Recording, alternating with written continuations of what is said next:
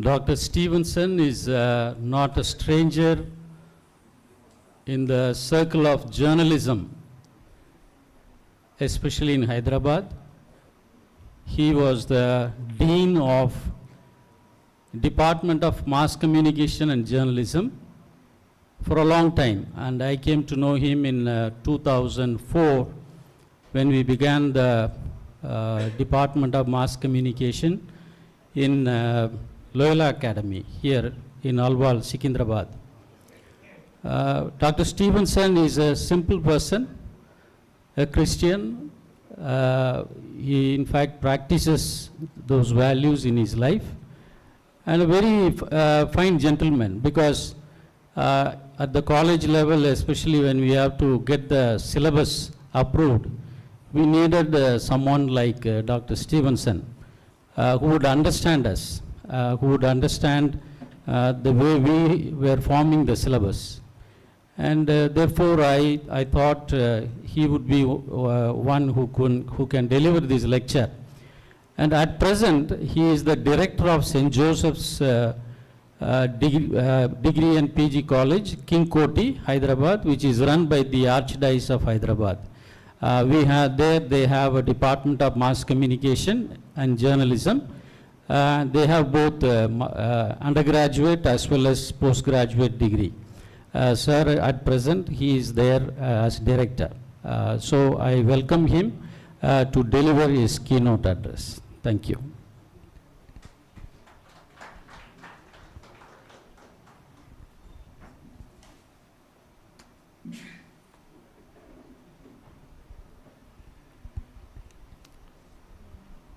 Thank you, Father Ludraj, for those kind words. Respected bishops, members of the Board of Directors of SIGNIS, esteemed members of the audience, and any other dignitaries who are present here. I am honored, at the same time humbled, to be in the midst of so many pastors, and also laity from across the country, because this is the first time, I suppose, I am addressing an audience which has a highly specialized function. I feel a bit warped when I was hearing the profiles of some veterans here who have received the Lifetime Achievement Awards. Media educators, media critics, founders, directors, television personalities.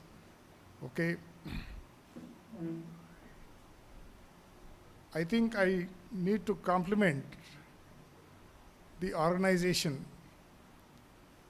for having these communication cells which are set up in different dioceses. That is roughly about 12 dioceses. 12 zones. Because I come from a different background, a Protestant church, the South Church of South India. I think there's only one communication cell which is sitting somewhere in Chennai, I guess. But otherwise, near about 22 dioceses which are scattered across South India. To my knowledge, they do not have any specialized communication department. I think in that context, this organization is far, far ahead, I suppose, realizing the importance of communication and how best the mission can be taken forward.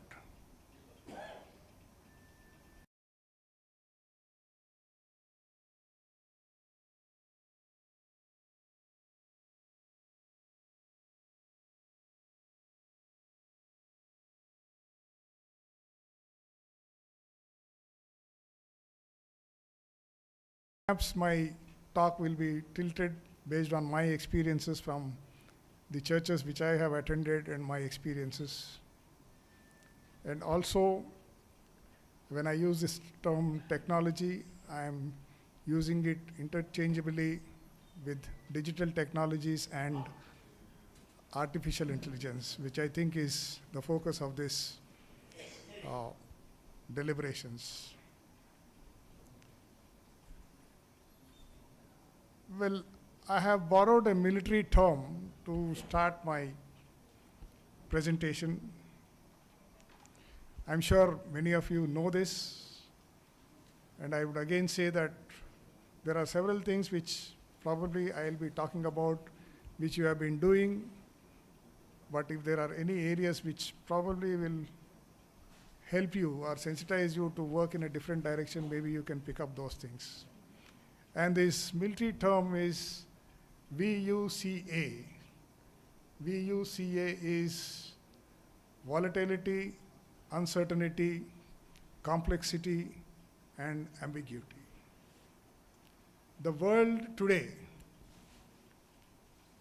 as well as the church, is going through testing and challenging times.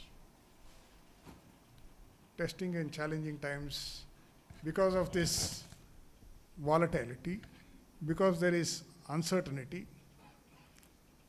Okay, we can see this as a result of changing technologies and several other aspects. The church, once a pillar of unwavering certainty, finds itself at crossroads, facing both challenges and opportunities, and demands a response.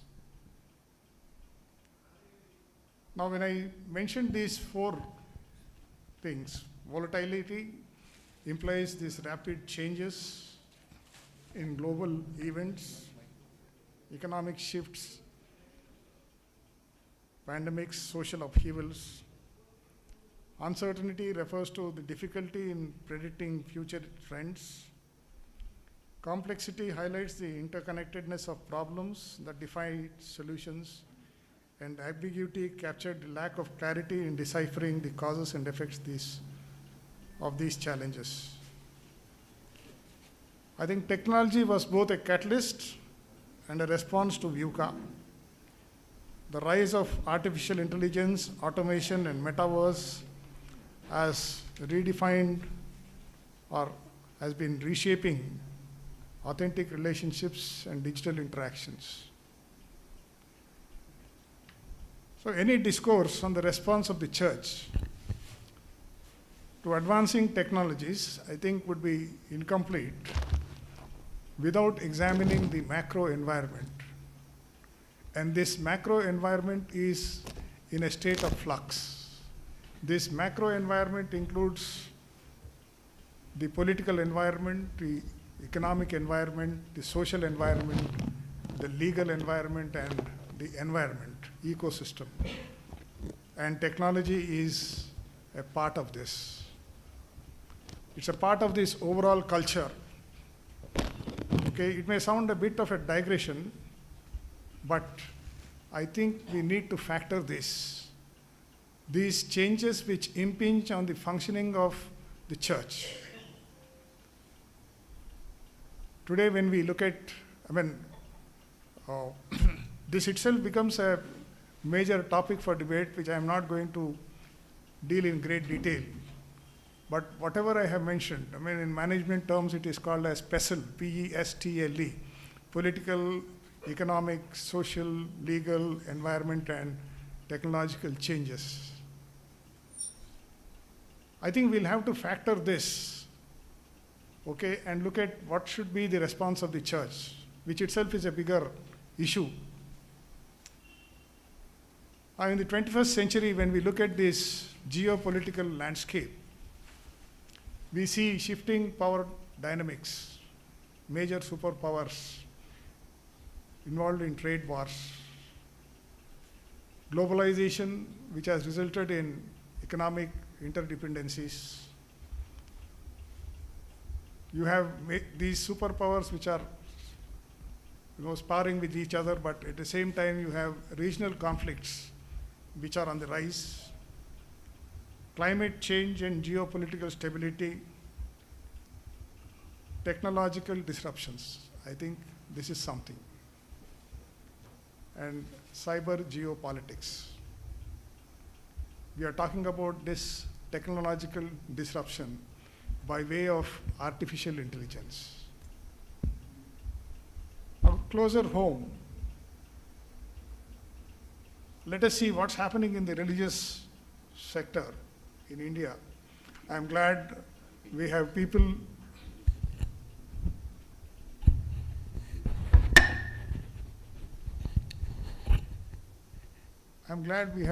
from as far as Dibrugarh, Chhattisgarh, okay, interiors of Maharashtra and other places.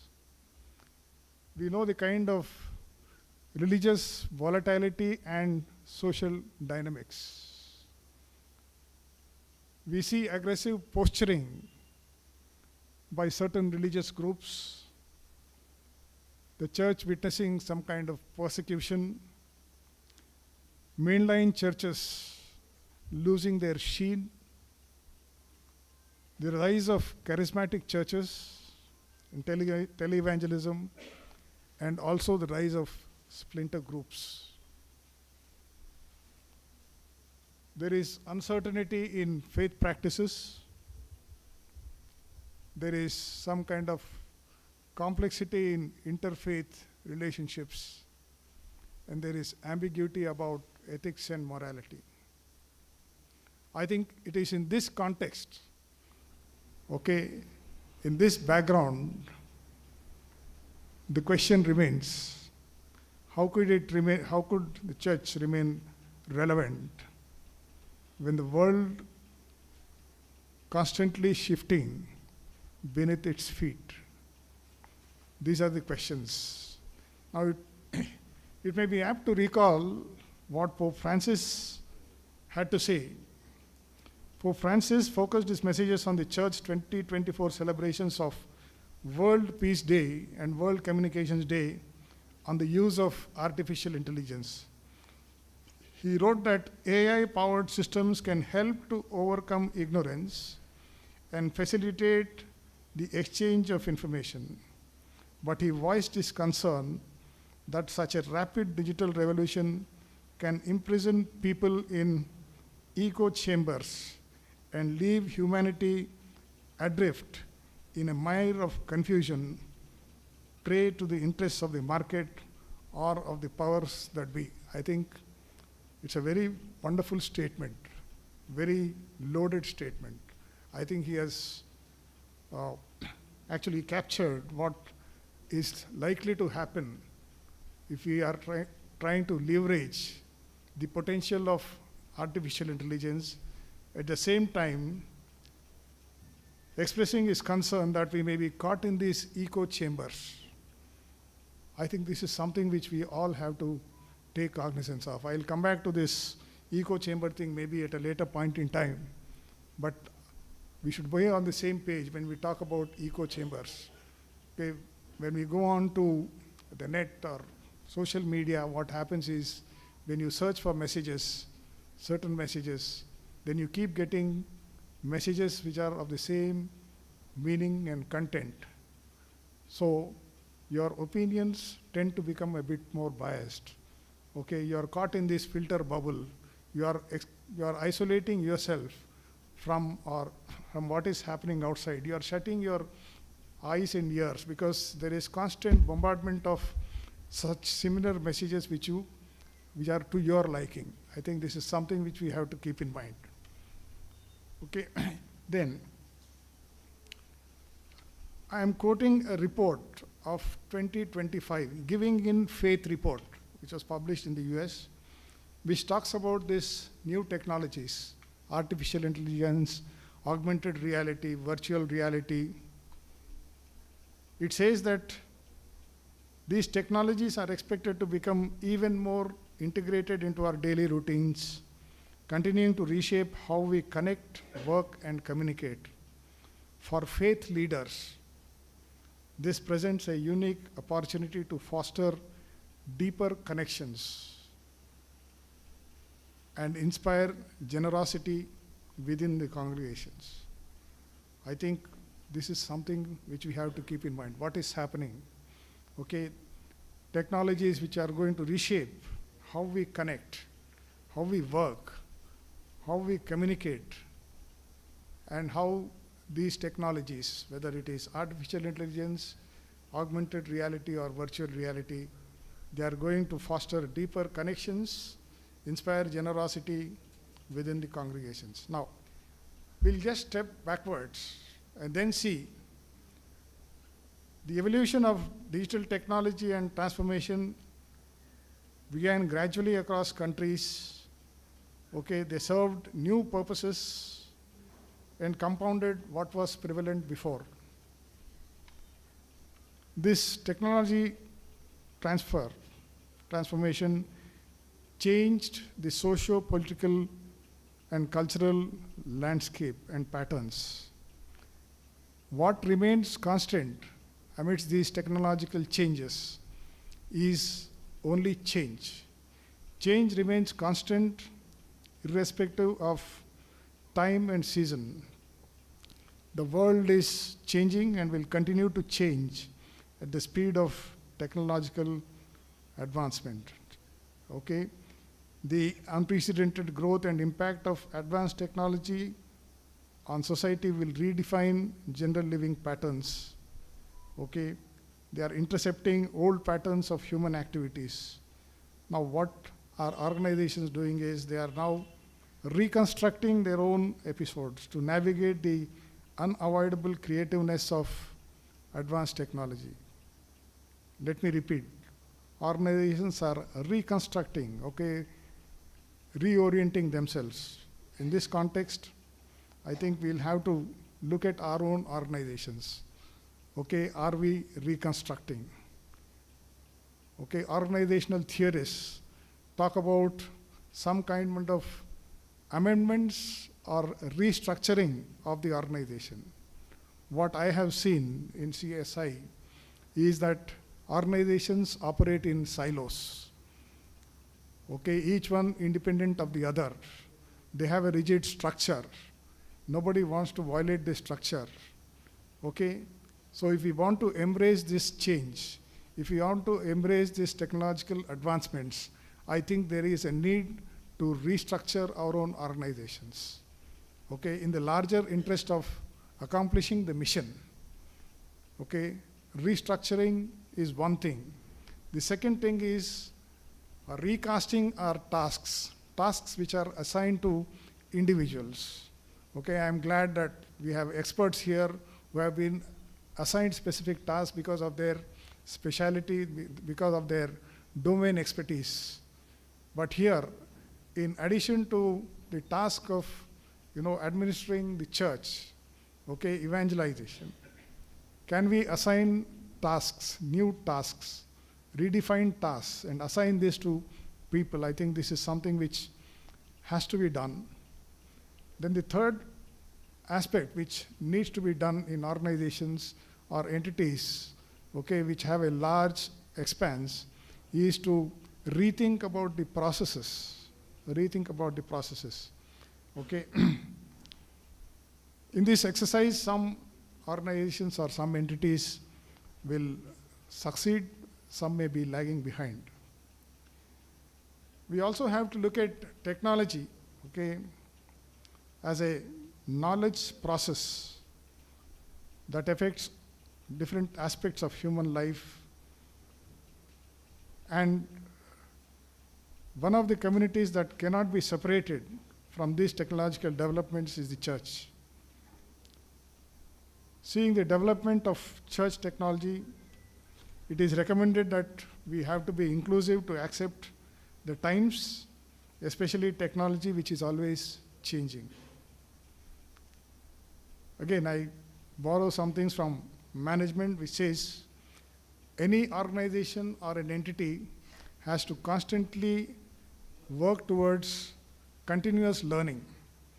Any organization which does not learn or does not absorb stimuli from the outside environment, okay, is bound to become extinct. So we will have to absorb these changes in technology, okay, recast our structures, recast our processes, recast our tasks, okay? And then the church must be able to follow the ministry in accordance with the context that exists in the offline world and need to do it in the online world. There has to be a balance in the offline and the online world, okay? The quest for digitization of the church ministry in a technologically savvy world is vastly tenable. So we'll have to be positive about this advances in technology. Okay. The church as a part of the larger society should come on board to design what technological formularies would work for their unique purpose. Each organization, each entity has its own purpose. Okay, so we'll have to think about what kind of procedures can be laid out so that we remain relevant and authentic to the audience before us. So it has equal opportunities like other institutions to drive its mission and vision irrespective of what happens within this context. The turning point for the church today is understanding this invention and the swift spread of AI, which are pointers to the future of a digitally oriented world. In the future, I think technology will take over routine work, leaving humans with non-routine work.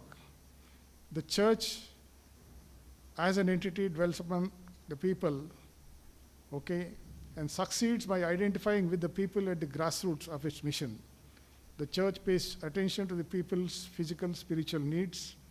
The constant question is, what will the church risk if we do not pay attention to this kind of changes? I think when we talk about changes, there are two aspects which generally come to my mind, or not two, but three, I suppose. One is, of course, technology. The second is techniques. And the third is content. Three aspects. Again, if I borrow this acronym from Philip Kotler, which talks about CCDV, that is creating content, communicating, and delivering value. As communicators, as individuals who are proclaiming the word of God, are we creating something of value? I think we'll have to ask this question. Creating something of value, not in monetary terms. Because today, what is said is, content is the king. Content is the king. So much of emphasis is being laid on content creation. Why? Because each individual becomes a content creator. Gone are the days when there were only mass media institutions which were creating content. Here, probably as church parishioners, we are engaged in delivering sermons, but given the kind of technology at hand, everyone can create some content. Today, when we go on to social media, we have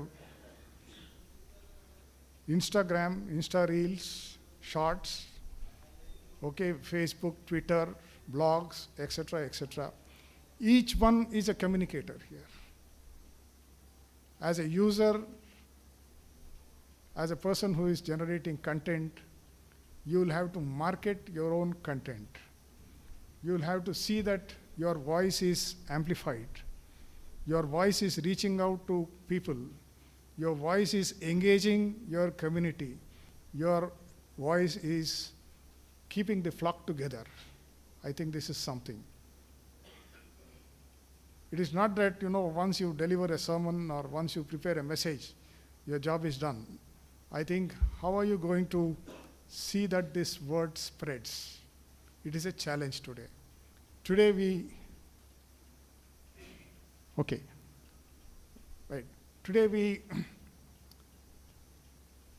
suffer from what we call as information overload. Honestly, we are bombarded with messages day in and day out. Now in this clutter,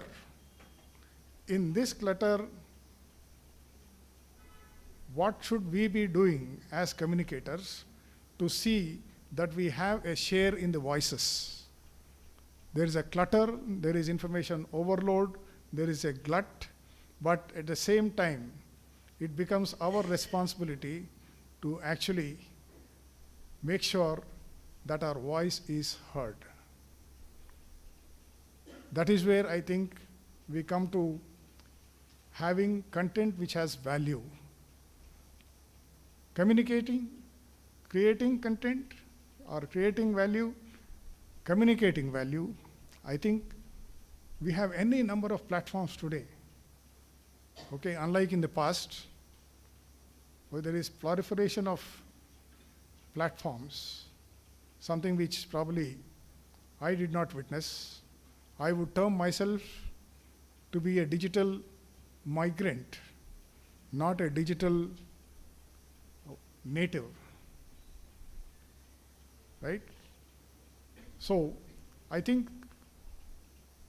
today's youngsters, okay, or even elderly people, they are fortunate to be having this vast number of channels or platforms.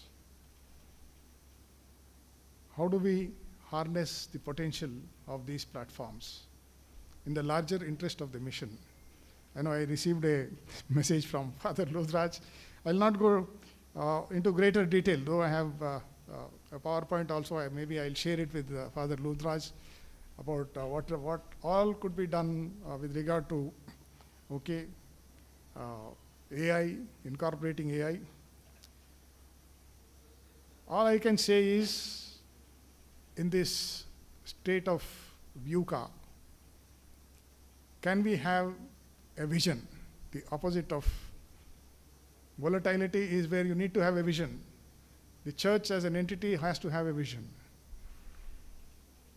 When there is uncertainty, I think the church will have to have a clear understanding as to what is the purpose, how are we going to use these communication technologies. 2. Number 3, do we have clarity? Do we have clarity? And the 4th one is whether we are agile. Are we agile? Are we alert? Are we alert to all these changes? Are we alert in responding to these changes so that we can fulfill the larger mission which has been entrusted to us as proclaimers of the word, God's word? I think I will stop here as suggested by Father Luthraj. Well, I have something more to say, but it's okay, right? So if we have to remain relevant in this digital age, it is not just adapting. We have to lead with wisdom and purpose. Generally, when we talk about changes, we say that we have to adapt to changes.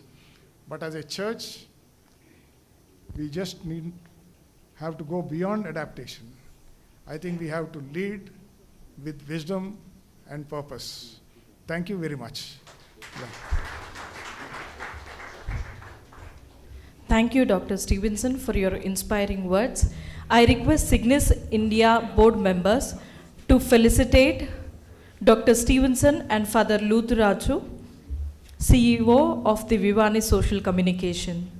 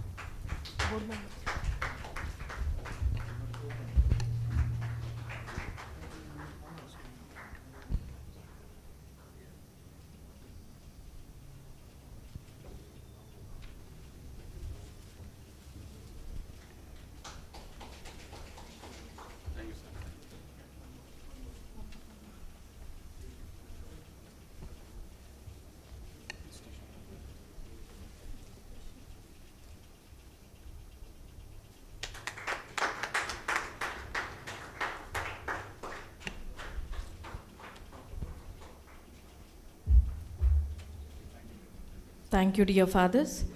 I request Father David Arogyam, Secretary of SIGNIS India and CEO of Mother TV, to deliver the vote of thanks.